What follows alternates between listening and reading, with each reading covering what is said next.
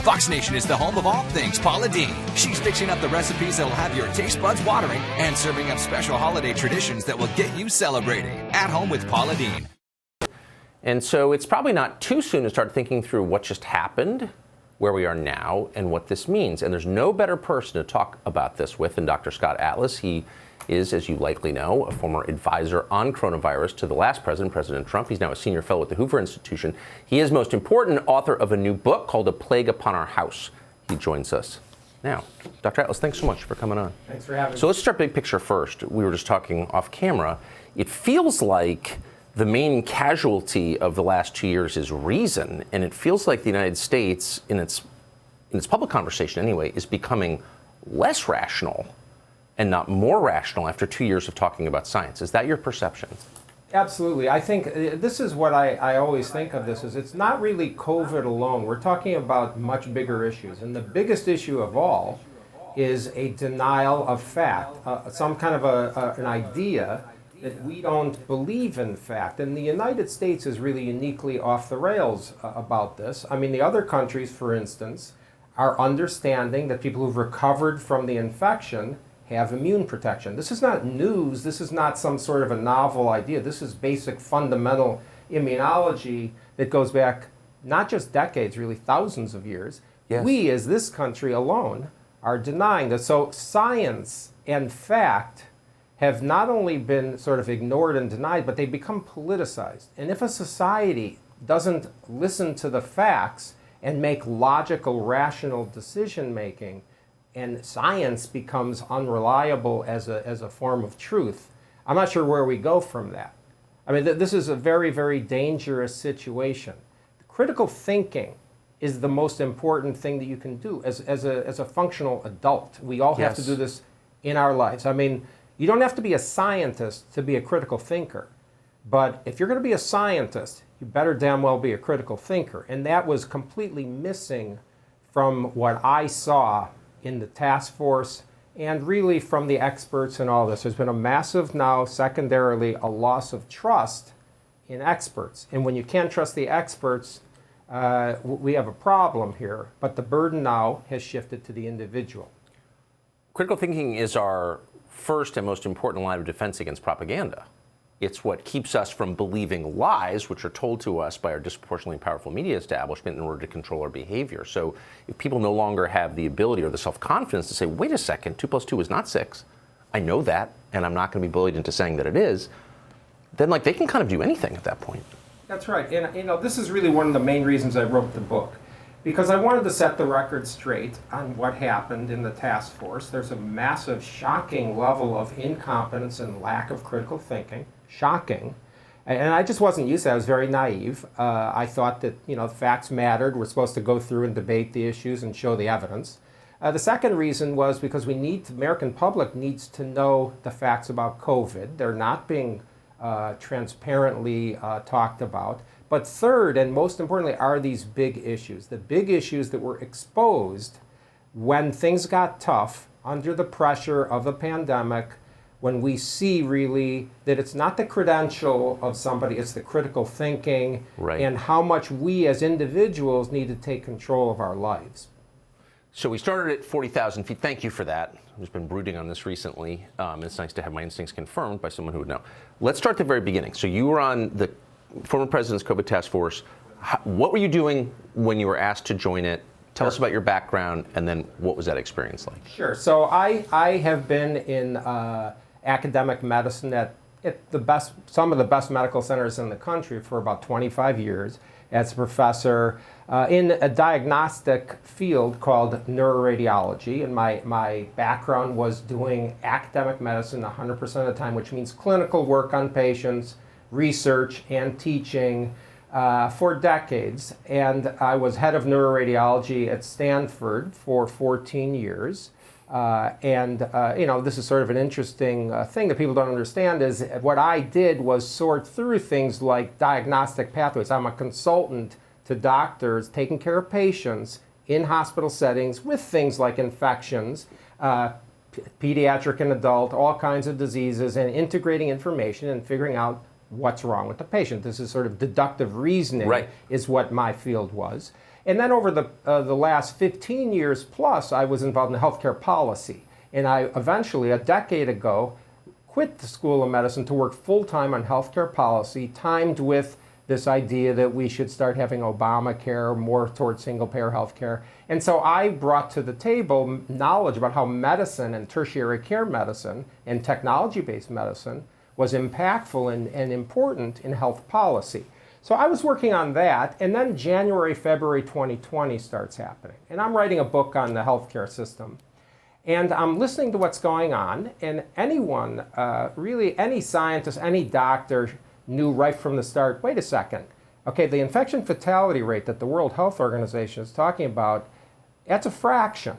Okay, the denominator, the bottom of the fraction, they're only counting people who are sick enough to go to a doctor. There's plenty of people in all viral illnesses that are asymptomatic or minimally symptomatic. You don't even go see a doctor. Right. So you knew right away there's something wrong with the calculation of the infection fatality rate, but I too was afraid of what was going on because it's very dangerous. People were dying. Wait, so just to be clear, that's one of the most, that's a baseline number. How many people who are infected wind up dying? That's right. And if you don't count everybody who's infected, the fraction becomes exaggerated. It's too high. Everyone should have known that right away, and many of us did. And so we're listening to what's happening, and so we hear flatten the curve back in, say, January, February, which was logical. It meant, okay, let's do what we can to stop and prevent hospitals from being overcrowded, because we saw what was happening in Italy, for instance. Right. And that's a totally different healthcare system. That's a different culture. They had a disaster there with COVID. They were overrun. All kinds of things happened. And it's frightening. And so we said, okay, flatten the curve. And that made sense as a temporary thing. And I think everyone sort of understood, okay, for 2 weeks or whatever it was going to be, we'll shut down things, make sure we have some sort of runway for hospital care, get resources going, get protective equipment, set up temporary hospitals, do all these things. And then what we're listening to in February and early March is suddenly we're going to say we're going to lock down all society. We're not just going to stop for 15 days. We're going to keep going. We're going to shut down businesses. We're going to close schools. We're going to quarantine people. We're going to isolate asymptomatic healthy people. And we're going to try to stop all cases of COVID at all costs. So I'm thinking, I'm in my home here in California listening to this at the end of February, beginning of March. And this is when Dr. Birx took over as head of the medical side of the task force at the end of February. And so we're looking at TV like I was with every other citizen in the country and listening to this sort of, we're going to stop COVID, we're going to lock down society. And I'm thinking, okay, something's wrong here, because by March, we knew it had been established the following things. The disease was not dangerous for everybody. It was highly dangerous for a certain population, old people, very old people, and people with a lot of underlying illness, frail people, they say in Europe. Yes. And it turns out, of course, that data was known. That's not a surprise. The average age of death was 80, and in many countries, the average age of death from COVID is older than the life expectancy. Okay, so 80% of people that die are over 65. We also knew from the studies all over the world that healthy children have extremely low risk from serious illness and nearly zero risk from death, healthy children. And that has been proven. Of course, point number one was already proven, but known and still known today. Healthy children having extremely low risk is known, it's proven, it's known today. And we also knew from thousands of years, really, but decades of known experience with coronaviruses, that you get a protective immune response after getting infected. So meantime, we're stopping society here. And what I mean by stopping society is we close schools, okay, shut down. And remember, kids have extremely low risk from this illness, healthy children. And it was also known in spring of 2020, spring and summer of 2020, there were plenty of data that showed that children only occasionally, if even rarely, spread to adults. So children are not really devastated by this illness, healthy children. They're not at high risk at all. In fact, data came out back then in very reputable studies that showed that the illness was less dangerous than influenza to children. For example, in California, in the last 2 years ago in the flu season, more than 5% of deaths were in children from influenza. 0% of deaths are from COVID in California, even today. Not 0 deaths, but 0%. It rounds to 0. So, it's not a very dangerous disease for children, and we knew this then. But meantime, we're locking down everyone, and basically I summarize it this way. My point was, why are we spending resources locking down the healthy people instead of letting all the resources, or most of the resources, that be directed at stopping the people from dying? We know who the vulnerable people were. This is not very complicated. This is simple logic. And so that's where I was talking, as was other people, Johnny Anides of Stanford, early March, who I was speaking to after we both testified in front of the Senate about this, that, targeted protection. Let's stop the strategy after it was instituted. This lockdown strategy was failing. The deaths were piling up. It was failing to stop the infection from spreading. It was failing to protect the elderly from dying. And meantime, it's destroying people. Why do I say destroying people? Because first of all, anyone with a brain knows that if you shut kids out of school, if you close schools, you're going to destroy children. It's not just what they learn in the book. No, that's right. It's the socialization, it's the conflict resolution. It's other things that are even more important. Many families depend on schools to pick up hearing or visual disturbance in children. And there's some data that we shut down the schools just in the spring alone. And what did that do? Well, 300,000 cases of child abuse went unreported in the United States just from the spring closures, because schools are the #1 agency where children being abused are noted. We saw a skyrocketing of severe child abuse at home, 35% increase in ER visits for severe child abuse. Now, these are people were out of work. The economic devastation takes a toll, and there's a whole body of literature in the economic journals known for decades that when you have significant job loss and economic harm, which when you get, obviously when you close businesses, you have massive life lost, life years lost. You have, people that are so-called death of despair. There's a way to quantify this stuff. Yes. This is known. And so we had 35% increase in child abuse, and people bring their kid into an emergency room who have abused their own child because they think they killed their child. So this is severe child abuse. I've been a doctor that is called in the emergency room in the middle of the night to decide, with the police standing there, looking at a head CT scan, does the patient, the child, get to go home or not? Or do we think we're convinced this is child abuse? Okay, you have to make those decisions. When you see patients, you have an understanding. And this sort of, I'll touch on this, I hope, but this is a very big difference between me and the rest of these MDs that were on the task force. I'm not a 40-year bureaucrat pretending to be a doctor here. Okay, I was involved in clinical care. But you had all these things happening just in the spring. 650,000 cancer patients on chemo in the United States. Half of 650,000 cancer patients refused to go in. They were afraid. We shut down medical care for non-COVID, right? And we shut it down explicitly because it was called non-essential care, even though it wasn't. It was essential. But also we made people afraid to go in. Okay, so even in the spring, 40% of acute stroke patients didn't call an ambulance. 50% of heart attack patients didn't call an ambulance. They were afraid.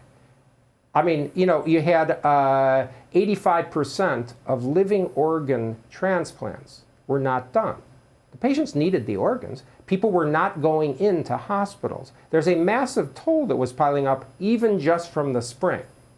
And we see that because as this went on, this was March, I started writing and researching COVID. He asked me how I got into this. And so I was talking to Johnny Anides, I was reading, I was writing, I was saying, where are the scientists here? Where no one's even talking about the data that this fraction of infection fatality rate, that can't be right. They're not even calculating it correctly. That was obvious. They're saying there's no immunity. Well, of course there's immunity after you get infected. This was expected. And all kinds of things we're closing schools and shutting children in when they don't have healthy children do not have a significant risk from this illness. What's going on here? And so I started writing more and more about this and looking around saying, where is the critical thinking? Where are the child psychologists? I said, where are the ethicists here? Where are the economists? I work at Stanford University. And I think it's obvious. There's a ton of great economists at Stanford University. No one was writing about the lockdown harms, even though there's a body of knowledge about this. Where was everybody? And in fact, in May, I got called up by an economist at University of Chicago, John Burge.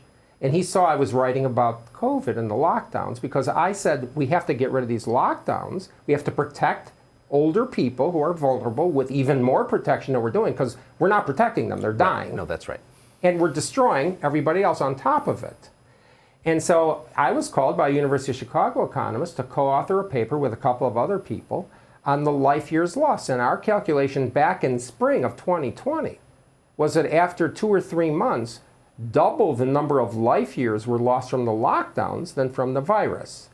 But this wasn't being talked about. And it still remains almost unspoken today, the devastation of the lockdowns. And I could go through statistics like crazy, which I do to a great extent in the book about this. But the most important point of all is we locked down society at the advice of the federal policy coming from the task force, which was run by Deborah Birx and Dr. Fauci. Okay, they were the most important doctors on the task force for months, 6 months before I even walked into Washington, which I'll talk about. I was called up to go help the president in the late summer. But the lockdowns were instituted, then they were maintained and put on by the governors at the advice of the federal advisors, which were Doctors Fauci and Birx. They were pro-lockdown. The lockdowns were put in place. School closures, business closures, curfews, quarantines, healthy asymptomatic people were shut down. And the lockdowns failed. Okay, they failed to stop the dying. They failed to stop the spread of the infection. And all the data shows it. But the most egregious part of all is that these lockdowns were very different for different socioeconomic groups.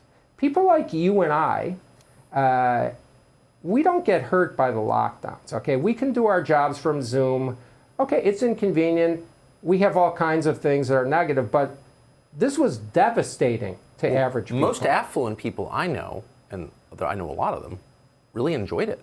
Their kids came home, they went to their second house. You know, like, what was bad about the lockdowns if you're rich? Nothing. And you still see it today. There's a complete disconnect. This was an abuse. This was a gross moral failure of public health leadership.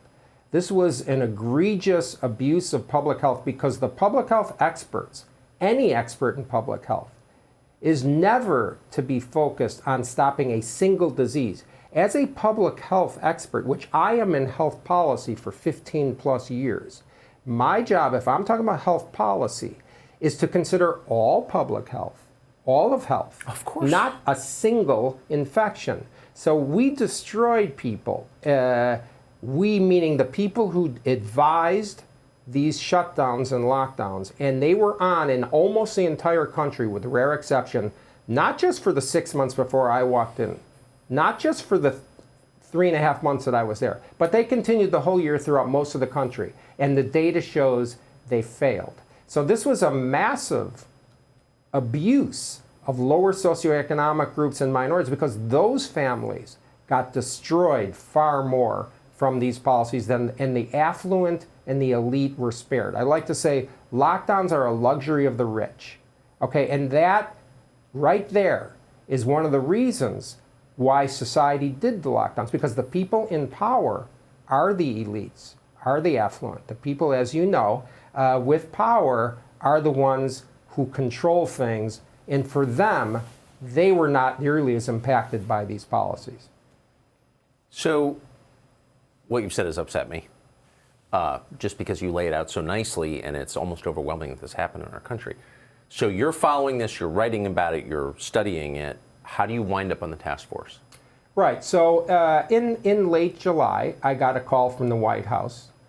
They had noticed what I was writing and saying, and they said, would you come and speak to the president?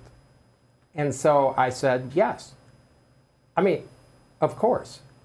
Anyone who's asked to have input into the president of their country during one of the greatest crises of the century, The answer is yes, period.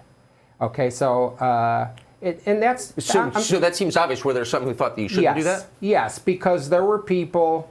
Okay, listen, I mean, the reality is maybe half the country thinks President Trump is radioactive. And right. so you have to realize I'm living in Stanford, California, where I don't even think I have to say that most people are not Trump supporters at the university, at Stanford University. Yes. And I can tell you objectively that. But, people were concerned about me, my family and my wife and my friends were saying, okay, go talk, but, be careful. I said, well, no. I mean, so I go to Washington and I meet with a lot of people, Vice President Pence, the highest level advisors, the president in the Oval Office. And I get in there and, I had no idea what the end result was. This was a single trip. And he asked me some questions. And he asked me some very good questions. Very good questions, very clear. And he listened very intently to what I was saying. And he was very gracious to me. And he, as he was the entire time, very thankful to me for helping. And so at the end of the day, and I talk about this in the book, I was speaking with Jared Kushner, who was one of the highest level advisors, as we all know. And he said, well, we'd like you to, are you interested in helping? And I said, yes. I mean, this is the most important healthcare crisis in the century. I'm a health policy scholar. I'm supposed to have impact on health policy. That's my job. My job is not to hang out at a Davos-like cocktail party and rub shoulders with people with a lot of degrees. I mean, that's not the job. And so I said, sure. And he said, to his credit, but it stunned me, Jared said, if it goes public, they're going to destroy you. And I'm worried about that. And I was sort of, like I said, I'm naive. I'm not a politician, okay? And of course, I would never want to be a politician. Yeah, good call. Yeah. So, but that sort of stunned me, that conversation, because, first of all, he cared. I mean, that was good. But I wasn't even thinking about that. So I said, well, okay, maybe I'll go home and do it from there. And so I went home to California, and it wasn't working. I mean, things are done real time. This was after a few months. I'm sorry, did you tell your wife about that conversation with Kushner? Yes. What did she say?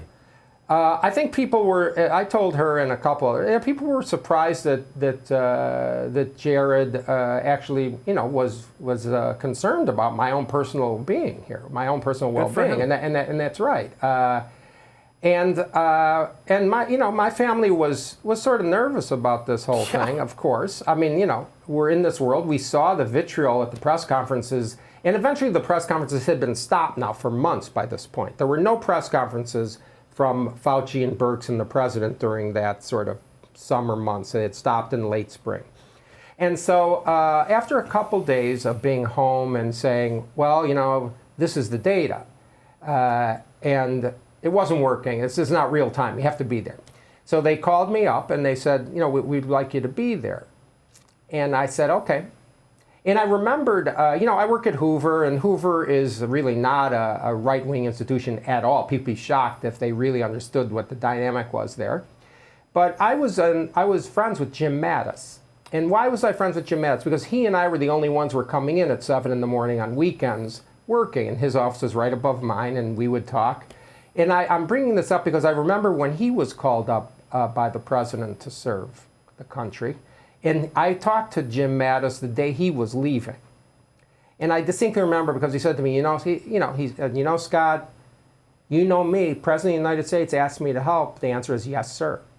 And that stuck in my mind because that should be obvious to people. But it's true. So I said, okay, I'll come there.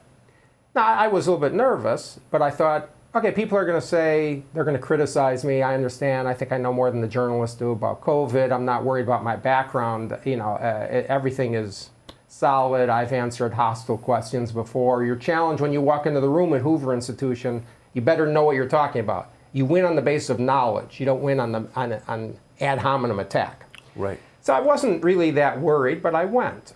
And When I got there, I was told, okay, I'm an advisor to the president.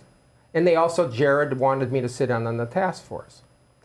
And I actually thought I didn't want to sit on the task force. I really didn't want to be in the task force itself because I knew what the task force was saying. These people for 6-7 months had been ignoring the data or not understanding the data or not knowing the data, one of those three. And they were doing the wrong policies. And I'm not going to convince them. Okay, I'm an outsider. These people are 40 years in government.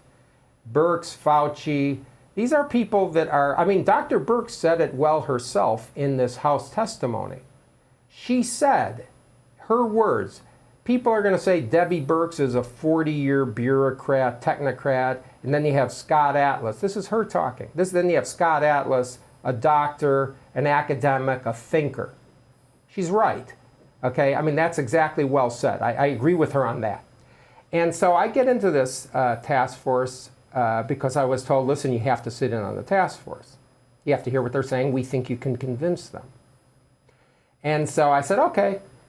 And the first task force meeting that I went to was in mid-August. So I'm, before that, just sort of advising behind the scenes the president and helping. And my point was, for the president, the country was in disarray. We can't have the president be invisible. He's got to be, I said, he should be doing press conferences and talking about the data and saying what the status is, what we're doing, what we expect. And the reason I said that has nothing to do with politics. I'm not political at all. I didn't care about the politics. And this is where, these other people are very different from me on the task force. But I realize the country is in a state of panic. You must lead by your presence and by saying the data. That's what a leader does. And I think we did change that. He did get up there and start talking about the data. And I had some they would ask me and others to look at remarks, and I would help with the data. But in mid-August, I went to the task force meeting. And of course, it's the people who you know, and you're sitting around the room. And the vice president ran the whole task force. Dr. Birx is the task force coordinator. She ran the medical side. And I'm listening to these people talk, and I was stunned. I was stunned at the lack of knowledge, at the complete lack of knowing the data, at the lack of critical thinking. And so there's a discussion. And was Fauci in these meetings? Yep, Fauci, Birx, Redfield. Mm-hmm. A lot of people who were heads of agencies, Seema Verma, CMS. I mean, she's not medical. Dr. Giroir was there. But the three, what I call sort of the troika of the task force, was Dr. Redfield, head of the CDC, Dr. Fauci, and Dr. Birx, who was the head of it, the task force coordinator. And I would listen to them, and their discussions were, were off base. And so my first meeting, the vice president turns to me and said, well, does everyone agree? And I'm sort of reluctant to speak up. And he sees my face and he says, well, Scott, you're here for a reason. I asked you to come here to say your opinion. If you disagree, say it. And I said, okay, I totally disagree. And then I went through the data. And in fact, I was the only one who had scientific papers in the task force meeting. I walked around the White House my entire time, and every task force meeting I went to, with 2 dozen papers, all the new data. And I would go through the scientific papers whenever I spoke. And whenever I spoke about an issue, whether it was the schools opening, the risk to children, the immunity, no one there, none of these medical people offered any data to rebut it. None of them, not one. They never had any scientific paper to rebut it. They would just say, I'm an outlier. Okay? They would say... So they would go after you personally? It was all personally. They were a unit. Birx, Fauci, and Redfield. In fact, Dr. Birx said in, say, January, February of this year that, I didn't know this at the time, she had an unwritten sort of contract agreement with Fauci and Redfield that if one of them got fired, they would all fire. They were in it together, and their history stems from HIV and AIDS. And I briefly mentioned this in the book. They worked together on AIDS. They worked together with one focus, by the way, to get a vaccine, which should ring a bell with what's happening. They were sort of a group of people. When you're in the government for 40 years in high positions, like Dr. Fauci. The people that are in government successfully are not there because they're neutral and therefore they can exist in different administrations. They're there because they understand how to navigate the politics. They understand how to make friends in various agencies. Okay, this is a very political position when you're a 40-year government bureaucrat. And in addition, they know how to work the media. In fact, I frequently heard those people call some of the people in the media by their first name and referring to them. I mean, it wasn't only once I heard people say, well, we're going to talk to Sanjay tomorrow.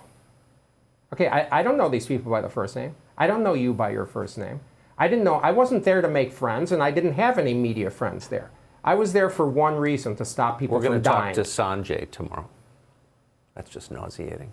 What was your view? So I think a lot of people presumed, because Fauci appeared to be the head of the effort, and because he's very well spoken on television, he's good at television, I will say, that he had deep knowledge about the things he was in charge of. As a physician who practiced clinically, like, what was your assessment of him as a doctor? I don't think Dr. Fauci really has seen a patient in decades. I'd be shocked if he's seen a patient in 30, 40 years. When I look at the trove of emails that came out later, yes, that Dr. Fauci had written way back, months before I got there, when he was talking about things like masks, he was saying the correct science. He knew the science. But as things progressed, Dr. Fauci is a media presence. Right. He's not just a government position person. He's a very powerful guy. He's head of one of the major agencies in the NIH, and he has his own media presence. In fact, I had to laugh when I heard people somehow say, the president or the administration is limiting the media appearances of Dr. Fauci. I mean, that became a running joke among the people that I was friends with in the White House, because there's no one that could have been on the media more. It's impossible to have a job and be on the media more than Dr. Fauci was. So I thought Dr. Fauci, from what I had, I think he's a smart guy. He knew the material from the emails that he wrote to his friends from February, March. But what was said during the meetings was revealed by not just Dr. Fauci, by all the medical people in the task force, a lack of knowledge about the data. They never cited a scientific study. They never knew a critical assessment. They never gave a refutation of any study, nor a refutation or disagreement of each other. Never, not once. I mean, that's unheard of in science. There is no science without disagreement. Right, I was going to say, that's not science. There's no such thing. And so I'll give you an example. As a person who looks at science and papers, I was a scientific paper reviewer and an NIH grant reviewer for many, many years. You look at the methods section of a paper in a journal, meaning the materials methods. How did you do the study design? If you see that's not good, that's not appropriate, you're done. It doesn't matter. You can't make a conclusion if the study was done incorrectly. Right. Okay, so I evaluate the papers. I don't sit there and read the blurb of the paper in the New York Times. I look at the paper. I was talking almost every single day to some of the world's best epidemiologists about the data on an ongoing basis. These people, there was never any indication that they knew the papers, cited a paper, or even criticized a paper, not one. And as I say in the book, I mean, there were medical words being mispronounced in the meetings. There were statements being made that were just, I was looking around and sort of saying, did anyone else hear this but me? I mean, I've never worked with people at this level in my career as I did in that task force. And I'm not saying at a high level. Okay, I'm saying at a low level. I've worked at some of the best medical centers in the country, University of Pennsylvania, University of Chicago. I was a medical student, Stanford University, Mount Sinai in New York. I always would say, I'm not sure these people could have been assistant professors where I worked. I mean, there was a lack of critical thinking, a lack of preparation. No one cited data but me. I just find it, I'm not surprised to hear any of this. What I am surprised by is the fact that you were one of the only physicians, scientists to say this out loud. Like, where was everybody else? Well, I'm not sure anybody understood what was going on in the task force. But some of the things you've done, it. I mean, for example, natural immunity, widely known. The fact that they were not counting the death rate correctly was obvious at the very beginning.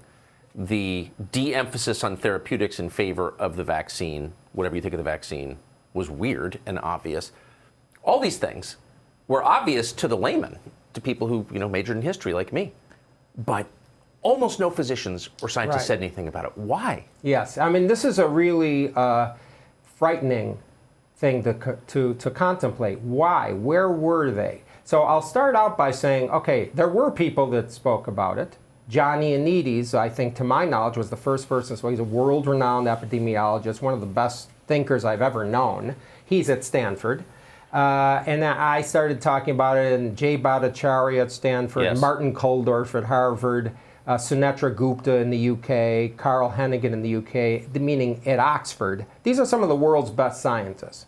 And they were speaking, but there was a massive and a successful campaign to intimidate people. Tucker, I got hundreds of emails a day, 95% supporting me, thousands a week, but I also got hundreds of emails from scientists all over the world, in the United States, and even at Stanford, saying, Scott, you're right, keep talking, we're afraid to come forward.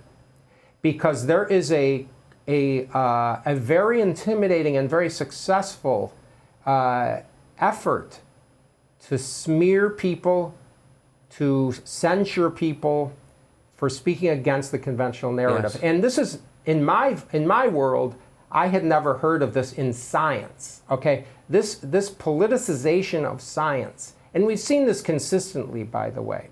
When the Lancet letter to the editors, in the Lancet in February 2020, okay, this is 6 months before I came to Washington, talking about the virus origin, saying it is known that the virus is natural in origin, and anyone who says otherwise is a conspiracy theorist. I don't know anything about the virus origin. I wasn't even there when that stuff was done, but the point of this is that the Lancet virologists who wrote that to the Lancet, that's not science. No. That's an effort to intimidate, to stop the dialogue. That's right. And that is so dangerous. We will never arrive at the truths we need if science is not the free exchange of ideas. And now we're seeing this in the university, as you know, as what happened to me at Stanford, where it's not okay to smear people, to intimidate them just because you don't fire them. That's not freedom of speech, but it's worse than that. We're trusting the universities with our children, trusting in the university professors to be the center of the free exchange of ideas that we need as a society. They're also teaching our children to be critical thinkers. That's what the most important thing you learn in school is. By far. And if we don't have that, if we allow this to continue, we're finished as a country. So I gotta. The big question is, what's the motive here? Why did they do this? But before I get to that, I cannot resist asking you. So you went through the litany of other scientists who have stood up and faced, what they knew they were going to get, which is efforts to destroy them, but they did it anyway. You're among them. What do you all have in common? Like, what about your childhood, or what your dad did for a living? Like, why are you the guy? A lot of people understood what you understand. You said it out loud. They didn't. Why are you different?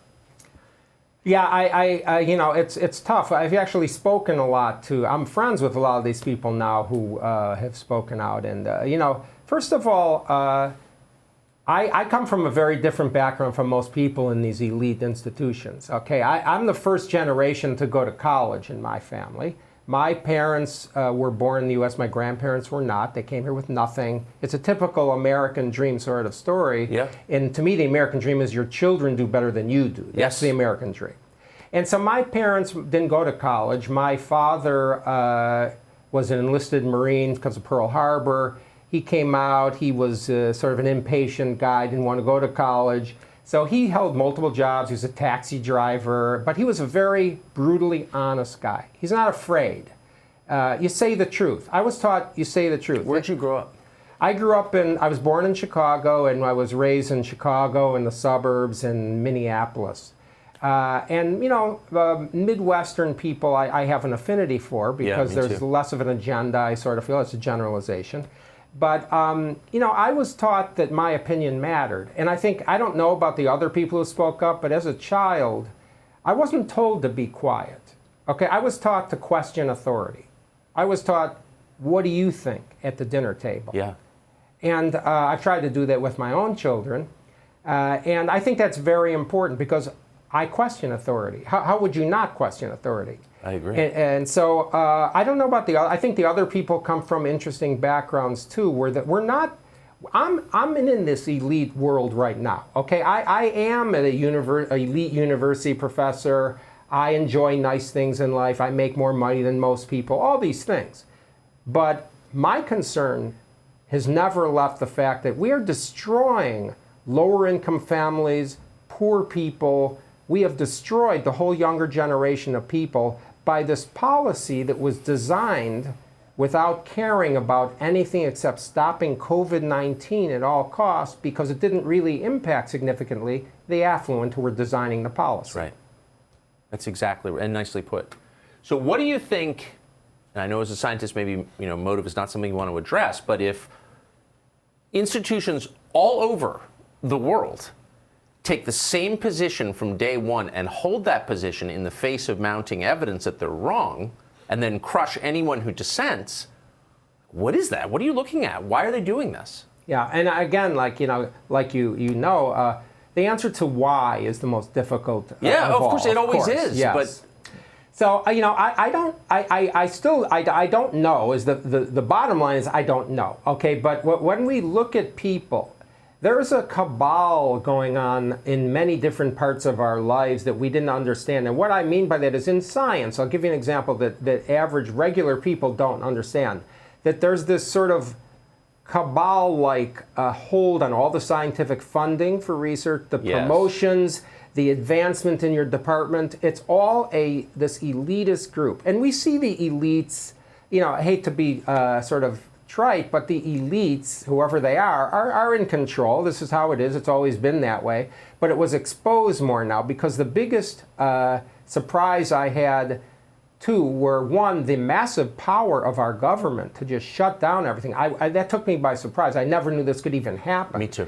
But the second and maybe bigger surprise was the acquiescence of Americans to unscientific, arbitrary things that were clearly wrong and destructive.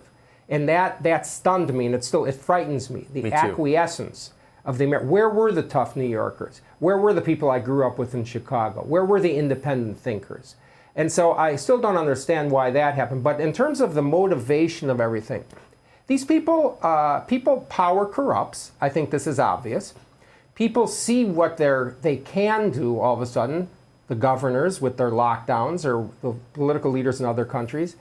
And I think that they're sort of addicted to that power, that they can control people. I don't even think they knew how much control they had until it was not challenged. There's another part of it, which is ego. I think people are in too deep. As Governor DeSantis said to me once, they will never admit they were wrong. That's right. Okay, and this, not that I'm making any analogy to Galileo, but I was just speaking at the University of Milan in Italy on COVID.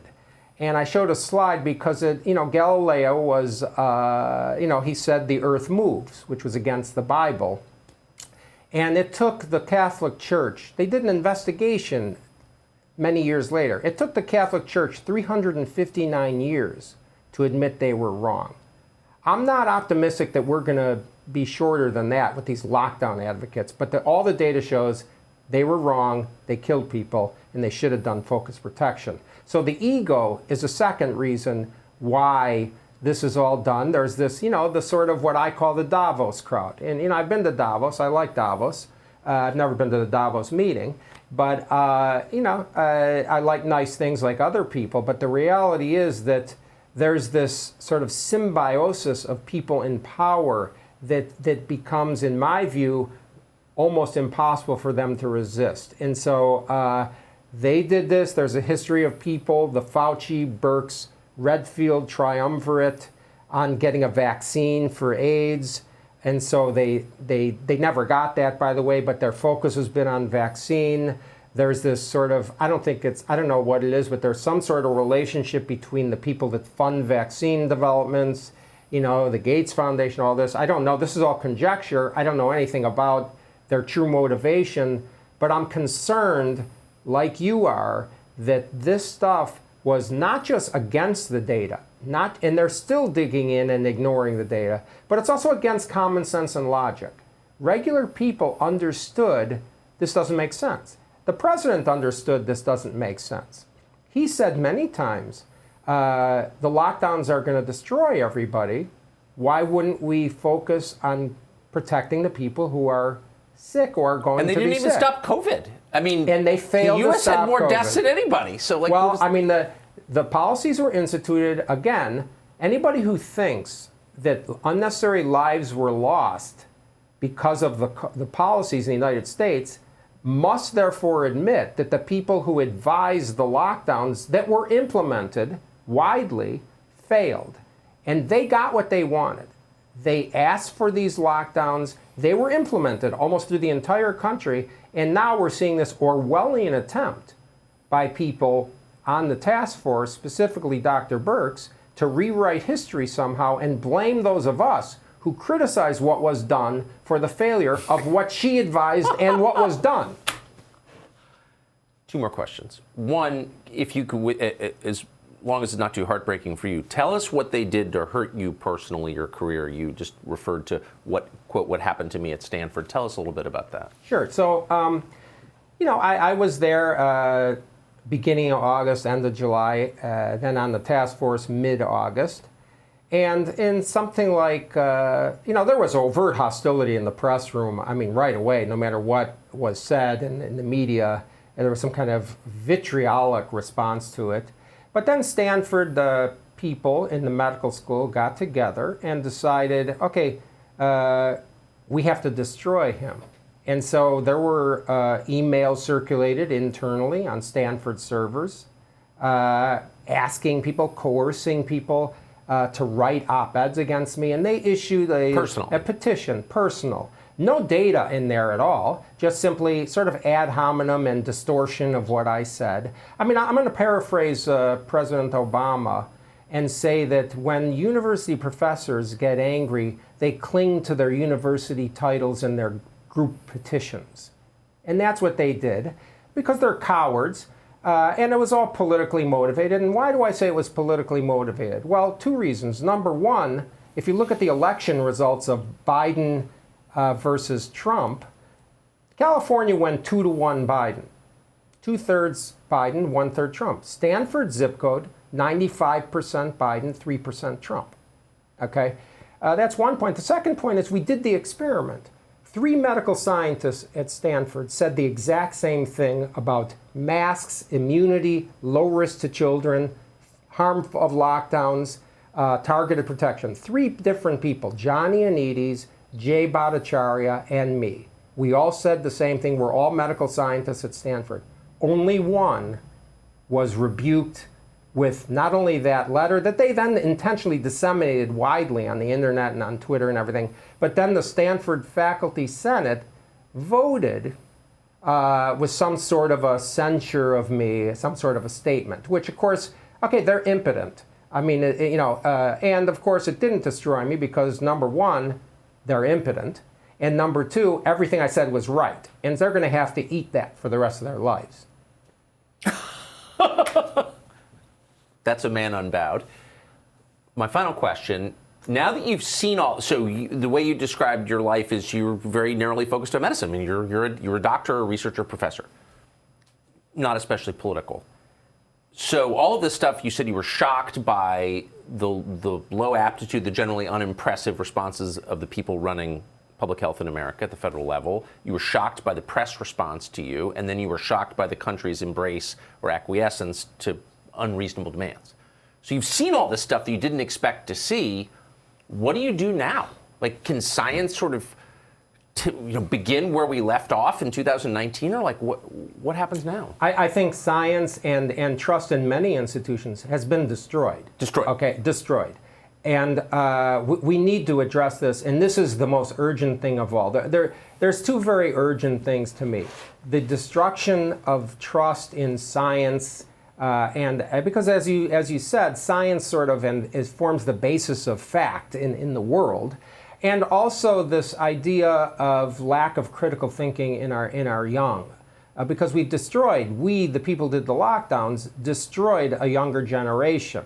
I mean, you have to realize there's been a big spike in suicides in teenagers during the lockdown. This is all lockdown. This is not the virus.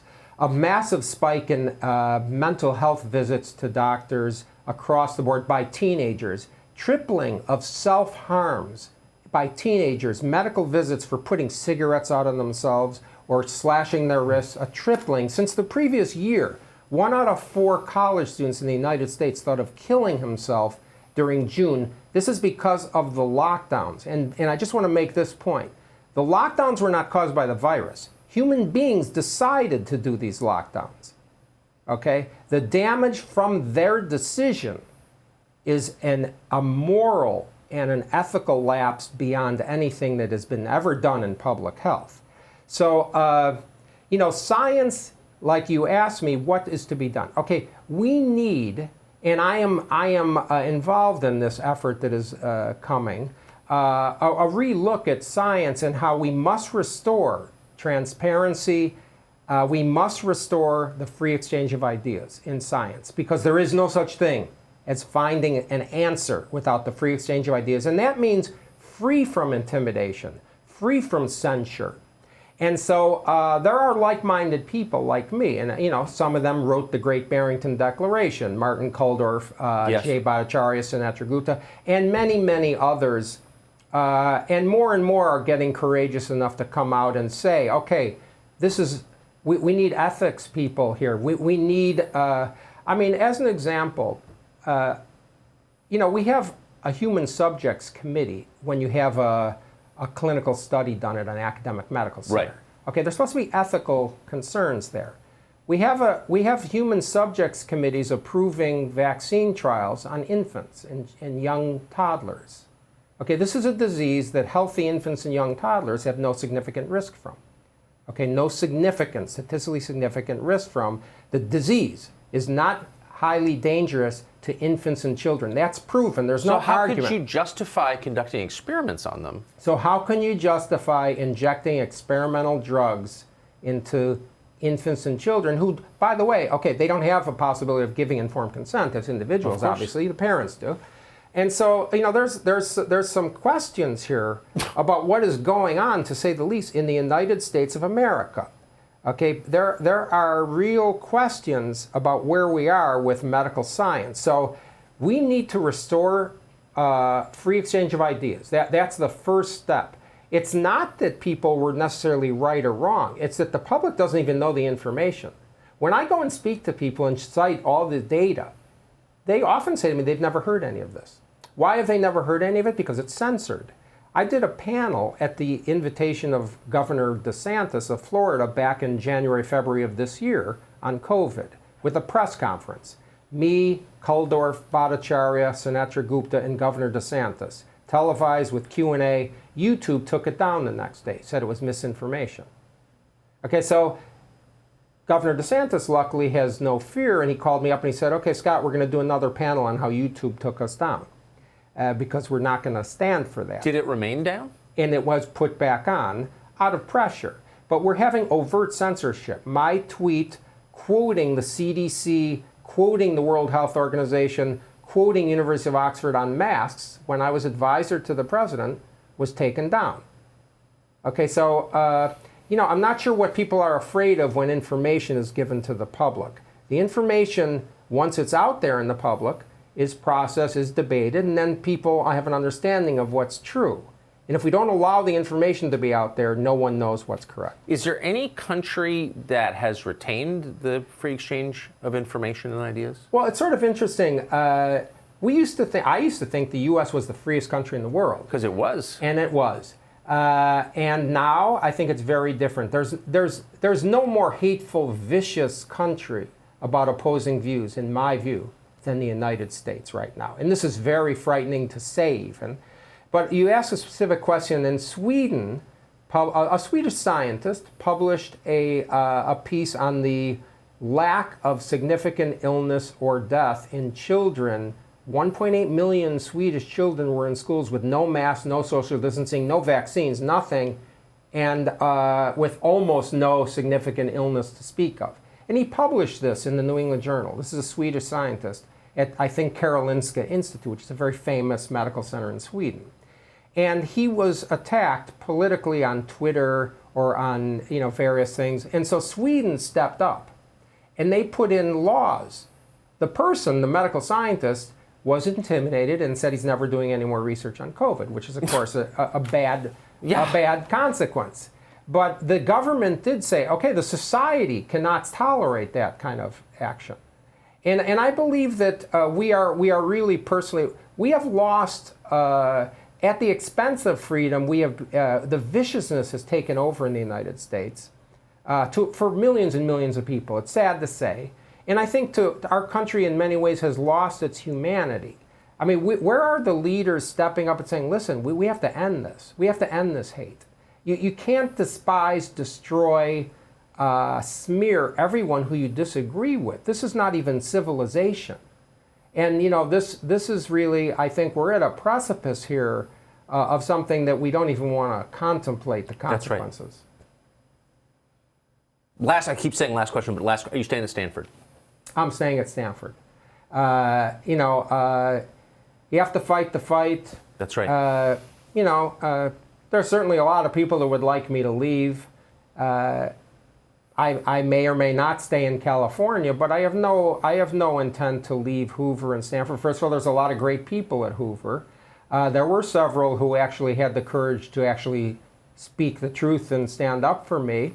But even beyond that, I think it's important because if we all evacuate, that's right. If we all leave, who's left teaching the children at Stanford? That's exactly right. I mean, not to mention people are paying $250,000 to have their children educated at these elite universities. So we really can't back down. And I do want to finish on this point.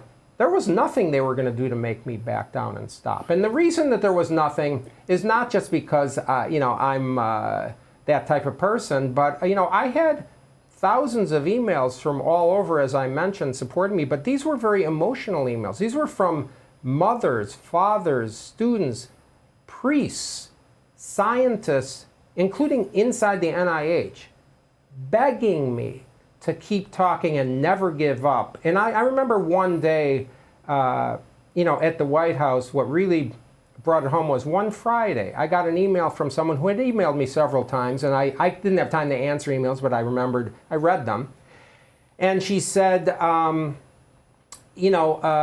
thank God for you, you're right, and I just want to tell you, my husband just committed suicide because of the lockdown. And then 3 hours later, I get an email from a woman who said, please keep talking, my daughter just tried to kill herself. And, there are people involved here. Okay, this is not an exercise in politics. That was just too much for me, honestly. It was very difficult. But what this kind of stuff that people, these university letters and petitions and comments on Twitter, that's not enough to stop you. You're relied upon by people. And so the answer to would I do it again, which you didn't ask me, is the answer must be yes. Because the truth matters, and people are counting on you to say the truth. I didn't ask you because it's so obvious what the answer is, and I mean that as a great compliment. You're a brave man, and that was wonderful. Thank you. Thanks for having me. Dr. Scott Atlas. Tucker Carlson today is the name of the show. New episodes every Monday, Wednesday, and Friday on Fox Nation. We'll see you every weeknight, 8 p.m. on the Fox News Channel.